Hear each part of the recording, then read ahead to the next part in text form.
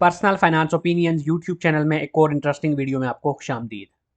Pakistan stock market में मुख्तलिफ companies की बोर्ड मीटिंग्स, रिजल्ट्स और डिविडेंड की अनाउंसमेंट का सिलसिला जारी है।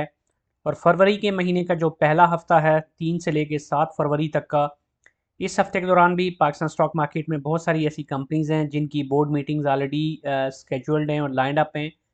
तो इसमें से 5 ऐसे बड़े रिजल्ट्स बड़ी कंपनीज़ के जिनकी इस हफ्ते में बोर्ड मीटिंग है और उस पर डिविडेंड इन्वेस्टर की ख़ास तौर पे नज़र है। Based on the historical performance और एक्सपेक्टेशन भी है कि ये अच्छे डिविडेंड दे सकती हैं। इन 5 कंपनीज़ के हवाले से डिटेल्स आपके साथ इस वीडियो में डिस्कस की जाएंगी। याद रहे कि जो भी इंफॉर्मेशन आपके साथ शेयर की जा रही है ये सिर्फ हिस्टोरिकल डेटा की बेस पे है और ज़रूरी नहीं कि किसी कंपनी ने हिस्टोरिकली अगर उसका ट्रैक रिकॉर्ड ऐसा है कि उसने किसी खास स्पेसिफिक पीरियड में डिविडेंड दिया तो वो हमेशा डिविडेंड देगी। कंपनीज बाज़ औक़ात डिविडेंड को स्किप भी कर देती हैं। इसी तरह रिजल्ट्स जो पास्ट के होते हैं नेसेसरीली ऐसा नहीं होता कि सेम रिज़ल्ट ही हर दफ़ा आए। लेकिन बहरहाल एक ट्रेंड ज़रूर पता चल जाता है कि अगर माजी में किसी कंपनी की परफॉर्मेंस कैस ऐसी रही है और उस कंपनी के फंडामेंटल्स भी अच्छे हैं तो फिर आप एक बेहतर तौर पे अंडरस्टैंडिंग ले सकते हैं कि मुमकिन तौर पे किसी भी कंपनी का रिज़ल्ट क्या हो सकता है। इस लिस्ट में जो पहली कंपनी है वो बैंकिंग सेक्टर में से है। बैंकिंग सेक्टर के कुछ रिजल्ट्स अभी आए हैं और बड़े शानदार रिजल्ट्स आना शुरू हो गए हैं बैंक्स के, और इसी सिलसिले में अब कुछ और बैंक्स भी हैं जिनके रिजल्ट्स इस हफ्ते में आ रहे हैं। और जो पहले कंपनी की मैं बात करूंगा वो है अलाइड बैंक लिमिटेड ABL। और जो कलर स्कीम मैं यूज़ करता हूँ बैकग्राउंड में ऑरेंज या ग्रीन, लाइट ग्रीन, तो ऑरेंज कलर मैं यूज़ करता हूँ। इसका ये मतलब है कि ये company as of now Shariah compliant index का हिस्सा नहीं है। जबकि अगर आपको बैकग्राउंड लाइट ग्रीन नज़र आए तो दैट मीन्स कि ये कंपनी इस वक्त शरिया कंप्लाइंट इंडेक्स का हिस्सा है।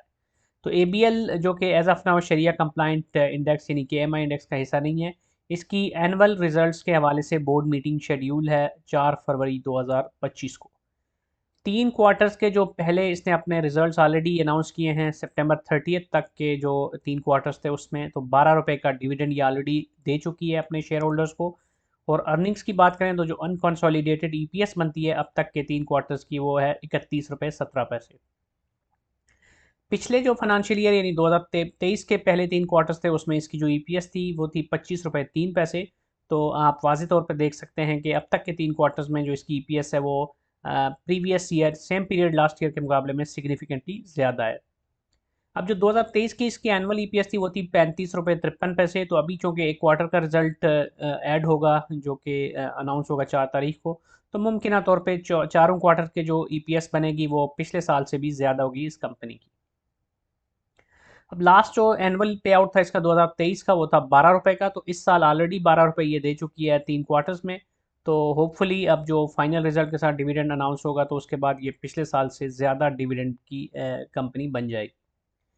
इसकी डिविडेंड यील्ड भी अच्छी है 14.41%, और जो प्राइस है इसके शेयर की एज ऑफ नाउ वो है 143 रुपये 49 पैसे। अब इसके बाद जो इस लिस्ट में दूसरी कंपनी है वो है बलूचिस्तान व्हील्स लिमिटेड, जिसकी 4 फरवरी को board meeting half yearly results के लिए होने जा रही है।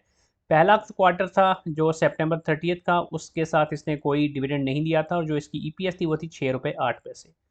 पिछले साल जो सितंबर 30 को पीरियड क्लोज हुआ था यानी पहला क्वार्टर था उस फाइनेंशियल ईयर का, उसमें इसकी EPS थी 2 रुपये 11 पैसे। तो उस लिहाज से देखें तो पहले ही क्वार्टर में इसकी जो EPS है वो लास्ट ईयर के मुकाबले में सिग्निफिकेंटली बेहतर है। अब जो एनुअल EPS इसकी बनी थी लास्ट ईयर की वो थी 18 रुपये 5 पैसे। तो और जो लास्ट उसने पे आउट दिया था वो था 13 रुपये का। तो वी कैन होप के based on this historical data के अभी जो रिजल्ट आएगा उसके साथ ये एक अच्छा डिविडेंड दे सकती है। और इसकी डिविडेंड यील्ड 10.43% है, जबकि करंट प्राइस बस बलूचिस्तान व्हील के जो शेयर की है वो है 155 रुपये 47 पैसे। ये कंपनी शरिया कंप्लाइंट इंडेक्स का हिस्सा है, इसलिए इसको मैंने लाइट ग्रीन कलर में बैकग्राउंड के साथ शो किया है। अब जो तीसरी कंपनी है again from the banking sector, एक बड़ा बैंक जो कि हमेशा एक ज़बरदस्त पे आउट के साथ सामने आता होता है वो है MCB मुस्लिम कमर्शियल बैंक, जिसकी बोर्ड मीटिंग है 6 फरवरी 2025 को। Annual results for the financial year 2024। Interim पे आउट की बात करें तो 3 क्वार्टर्स के रिजल्ट के साथ हर क्वार्टर में इसने 9 रुपये के डिविडेंड की रवायत को बरकरार रखा और 27 रुपये का डिविडेंड दिया है। और जो इसकी EPS है अनकंसोलिडेटेड अब तक के 3 क्वार्टर्स की वो है 40 रुपये 88 पैसे। तो सेम पीरियड लास्ट ईयर में जो इसकी 3 क्वार्टर्स की EPS थी वो थी 37 रुपये 25 पैसे। तो ऑलरेडी इसकी EPS प्रीवियस फाइनेंशियल ईयर के मुकाबले में सिग्निफिकेंटली ज़्यादा हो चुकी है। अब जो लास्ट इसकी एनुअल ईपीएस थी वो थी 50 रुपये 32 पैसे। तो अभी चूँकि एक क्वार्टर का रिजल्ट ऐड होगा तो मुमकिन तौर पे ये प्रीवियस ईयर की जो ईपीएस है उसके बराबर या उससे कुछ ऊपर इसकी ईपीएस जा सकती है। लास्ट जो इसका ईयरली पे आउट था वो था 30 रुपये का। तो अब अगर 9 रुपये का जो ट्रेंड इसने रखा हुआ है हर क्वार्टर में, तो अगर वो देता है तो फिर उस सूरत में इसका जो डिविडेंड मुमकिन तौर पर बन जाएगा इस एनुअल टोटल इस एनुअल रिजल्ट के साथ वो 36 रुपये का हो जाएगा, जो कि ऑब्वियसली पिछले साल के 30 रुपये के डिविडेंड से ज़्यादा होगा।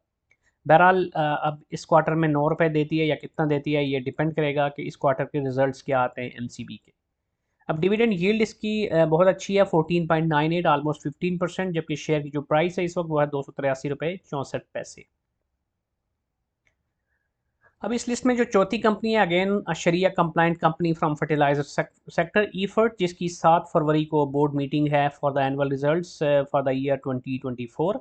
और इससे पहले जो क्वार्टरली रिजल्ट्स इसने 3 अनाउंस किए हैं उसके साथ 13.5 रुपये का डिविडेंड ये दे चुकी है विद अनकंसोलिडेटेड ईपीएस ऑफ 14.62।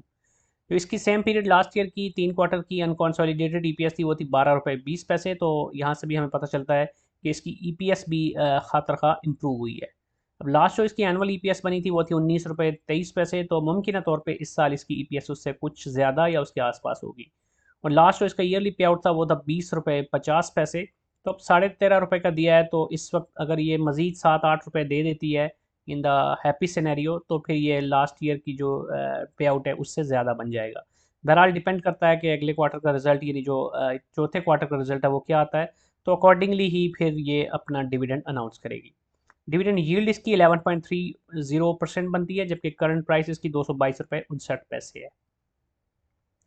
अब इस लिस्ट में जो पांचवी कंपनी है वो भी बैंकिंग सेक्टर में से है, सुनहरी बैंक लिमिटेड, और 7 फरवरी को इसके annual results for the financial year 2024 announce होने जा रहे हैं। इससे पहले इसने हाफ ईयरली रिजल्ट के साथ यानी 3 क्वार्टर्स में से सिर्फ एक क्वार्टर में इसने डिविडेंड अनाउंस किया था, वो था 1 रुपये 25 पैसे का। जबकि इसकी ईपीएस जो 3 क्वार्टर्स की अब तक है वो 4 रुपये 27 पैसे है, जबकि पिछले साल के पहले 3 क्वार्टर्स में थी 3 रुपये 75 पैसे। तो दीगर बैंक्स की तरह इसकी भी जो ईपीएस है इस साल अब तक के 3 क्वार्टर्स के रिजल्ट के मुताबिक वो बेहतर है और इम्प्रूव हुई है। लास्ट जो इसकी एनुअल ईपीएस थी वो थी 5 रुपये 55 पैसे 5 रुपये 51 पैसे, और इसने पे आउट जो दिया था वो था 3 रुपये का। तो अब अगर इस हिस्टोरिकल बेसिस पे देखें तो 1 रुपये 25 पैसे का डिविडेंड दिया है, तो पिछले साल के आसपास अगर ये देती है तो in that case we can expect another dividend of around 2 rupees or something like that. Dividend yield इसकी कोई खास नहीं है 3.35%, जबकि करंट प्राइस जो इसकी है वो है 18 रुपये 27 पैसे। निस्बतन एक छोटा बैंक है और इसके शेयर की जो प्राइस है वो भी काफ़ी कम है कंपेयर टू अदर बैंक्स। तो ये वो 5 कंपनीज़ हैं जिनकी आने वाले हफ्ते में जो बोर्ड मीटिंग्स हैं उन पे invest as a dividend investor आपको नज़र रखने की ज़रूरत है, और इनसे काफ़ी एक्सपेक्टेशंस भी हैं। इसके अलावा भी काफ़ी सारी कंपनीज़ की मीटिंग्स हैं, लेकिन डिविडेंड के पॉइंट ऑफ व्यू से ये वो इंपॉर्टेंट कंपनीज़ थी जिनको इस वीडियो में कवर किया जा रहा है। तो इस तरह की मज़ीद वीडियोस फ्यूचर में भी बनाई जाएंगी और इस चैनल पे रेगुलरली अपलोड होती जा रही हैं, इसलिए इस चैनल को सब्सक्राइब करना, वीडियो को लाइक करना, बेल आइकन को प्रेस करना मत भूलिएगा, ताकि जो भी इस तरह की वीडियोस अपलोड हो उस हवाले से आपको बर वक्त नोटिफिकेशन मिलता रहे। आप अपना फीडबैक भी कमेंट सेक्शन में लिख सकते हैं, कोई भी आपकी तरफ से सजेशन है कि किस तरह मज़ीद अपनी वीडियोज़ की क्वालिटी को, जो कॉन्टेंट है उसको बेहतर बनाया जा सकता है, और किस तरह की वीडियोज़ आप देखना चाहते हैं उस हवाले से भी आप अपनी राय दे सकते हैं, ताकि अकॉर्डिंगली जो कंटेंट है वो आपके लिए प्रोड्यूस किया जा सके। आज की वीडियो को यहीं पे कंक्लूड करते हैं। Thank you very much.